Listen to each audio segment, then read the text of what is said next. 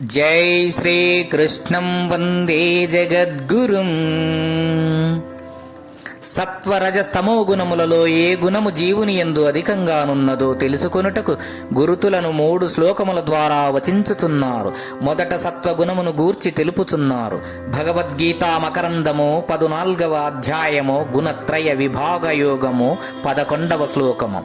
సర్వద్వారేషు దేహేయస్మిన్ ప్రకాశ ఉపజాయతే జ్ఞానం యదా తదా విద్యాద్విద్వృద్ధం సత్వమిత్యుత. ఎప్పుడు ఈ శరీరమునందు శ్రోత్రాది ఇంద్రియ ద్వారములన్నింటి యందును ప్రకాశరూపమగు బుద్ధి వృత్తి రూపమగు జ్ఞానము కలుగుచున్నదో అప్పుడు సత్వగుణము బాగుగా అభివృద్ధి నొందియున్నదని తెలుసుకొన. ఒక్కొక్క గుణము అధికంగానున్నప్పుడు జీవుడు అనర్చు కర్మలున్ను దానికి అనుగుణముగానే ఉండును. అతడు భుజించు ఆహారము, మాట్లాడు పద్ధతి, నడక సమస్తము ఆ గుణములను అనుసరించి ఉండును. అనగా సత్వగుణము అభివృద్ధి నంది ఉన్నప్పుడు జీవుని యొక్క సమస్త చర్యలు సాత్వికముగా ప్రకాశయుతముగా జ్ఞానవంతముగా నుండును. ఒక ఫలము బాగుగా పండియున్నప్పుడు దానిని ఎక్కడ కొరికి చూచినను తీపిగానే ఉండును కదా. సత్వగుణయుతుడు మాట్లాడునప్పుడు ప్రశాంతంగా మాట్లాడును. భుజించినప్పుడు సాత్వికాహారమునే భుజించును. చదువునప్పుడు ఉత్తమ గ్రంథములనే చదువును. ఆలోచించినప్పుడు చక్కని భావములనే ఆలోచించును.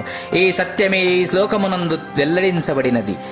ఈ ప్రకారమగు ప్రశాంతత జ్ఞాన ప్రకాశము సమస్తేంద్రియముల నుండి ఎప్పుడు వెల్లివిరియునో అప్పుడు ఆ వ్యక్తి యందు సత్వగుణము అధికంగానున్నదని వెంటనే గ్రహించవచ్చును.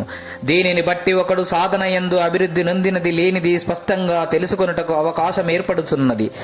వాని ఆచరణ చూచిన చాలును, వాని ఇంద్రియ ప్రవృత్తులు చూచిన చాలును. భగవానుడు ఈ శ్లోకమునందును రాబోవు 2 శ్లోకములనందును జీవుని చరిత్ర, శుద్ధి, అంతస్తు కనిపెట్టుటకు చక్కని కొలత వస్తువు మీటర్ను ప్రసాదించినాడు.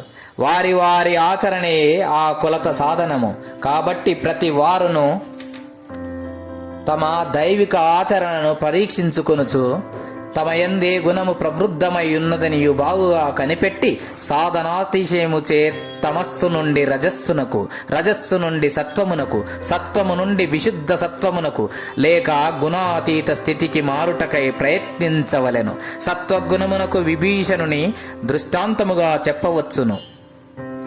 సత్వగుణము అధికంగానున్నప్పుడు జీవుడెట్లుండును? అతని సమస్త ఇంద్రియ ద్వారముల నుండి అత్తరి ప్రకాశ రూపము జ్ఞానము సాత్వికత వెల్లివిరియుచుండును. అట్టి స్థితి ఎవనికైనా నుండినచో సత్వగుణము అతని యందు అభివృద్ధి నొందియున్నదని గ్రహింపవచ్చును. రజోగుణము అధికంగానున్నప్పుడు జీవుడెట్లుండునో తెలియజేయుచున్నారు. భగవద్గీత మకరందము 14వ అధ్యాయము గుణత్రయ విభాగయోగము 12వ. లోభః ప్రవృత్తిరారంభః కర్మనాశమః స్పృహ రజస్యేతాని జాయంతే ప్రవృద్ధే భరతర్షభ. భరతకుల శ్రేష్ఠుడబగు అర్జున, రజోగుణం అభివృద్ధి నొందునప్పుడు మనుజుని యందు లోభత్వము, కార్యములందు ప్రవృత్తి, కామ్య నిషిద్ధ కర్మములను ప్రారంభించుట, మనశ్శాంతి లేకుండుట లేక ఇంద్రియ నిగ్రహము లేకుండుట, ఆశానునవి పుట్టుచుండును. రజోగుణం అభివృద్ధి నొందినప్పుడు మనుజుడు ఏవేవి లేనిపోని కర్మలను వ్యవహారములను పైన వేసుకొనుచుండును. తత్ఫలితముగా అతనికి శాంతి ఉండదు. ప్రవృత్తి యందు ఎల్లప్పుడూ ఆసక్తి గొనుచుండును, కాని నివృత్తి యందు కాదు. అతడు తిను ఆహారమును రాజసముగానే ఉండును, నడక మాటలు కూడా రాజసములుగానే ఉండును. అతని హృదయమందనేక విషయాశలు తిరుగాడుచుండును. ఇంద్రియ నిగ్రహం అతనికి పూజ్యము. మామిడికాయ పక్వము కాకుండా పుల్లగానున్న స్థితికి ఈ రజోగుణయుతిని పోల్చవచ్చును. మరియు రజోగుణమునకు రావణాసురుని దృష్టాంతముగా చెప్పవచ్చును. ఈ శ్లోకమందు రజోగుణము కలవానికి శాంతి ఉండదని తెలుపబడినందువలన శాంతి నొందుటకు మార్గము రజోగుణమును హృదయము నుండి తొలగించుటే అని స్పష్టమగుచున్నది. రజోగుణము అభివృద్ధి నొంది ఉన్నప్పుడు జీవుడెట్లుండెను? అతడు లోభత్వము, కార్యములందు ప్రవృత్తి, కామ్య నిషిద్ధ కర్మలను ప్రారంభించుట, మనశ్శాంతి లేకుండుట, విషయాల అను వీనిని కలిగియుండును. కావున ఏ లక్షణములు ఎవని యందుండునో వాని యందు రజోగుణము అధికంగానున్నదని గుర్తించవచ్చును. శాంతి ఎవనికి లభించును? రజోగుణ తమోగుణములు తొలగిన వారికి. ఇక తమోగుణాభివృద్ధి యందు జీవుడెట్లుండునో వచించుచున్నారు.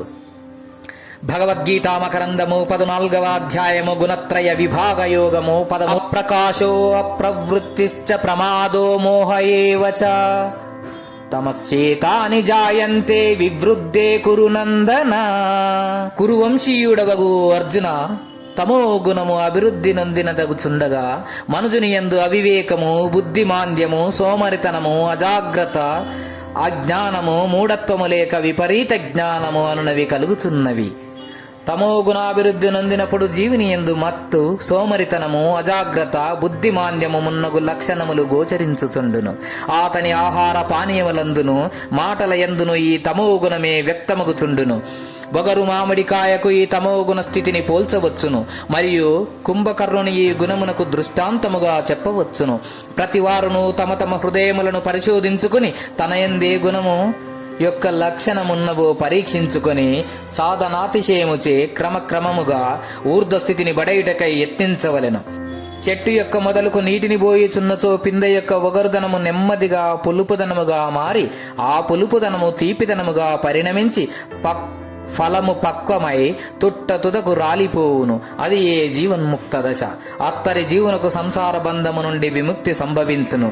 అయితే ఫలము యొక్క పరిపక్వ స్థితి రాలు పరిస్థితి చెట్టు యొక్క మొదలుకు నీరు పోయుట వలననే సిద్ధించున్నట్లు భగవద్ధ్యానము, నిరంతర పరమార్థ సాధన వీని మూలకముగానే జీవుడు క్రమ పరిణామముంది రజముల నుండి సత్వమును అందుకొని అటు నుండి గుణాతీత స్థితిని చేరుకొనును.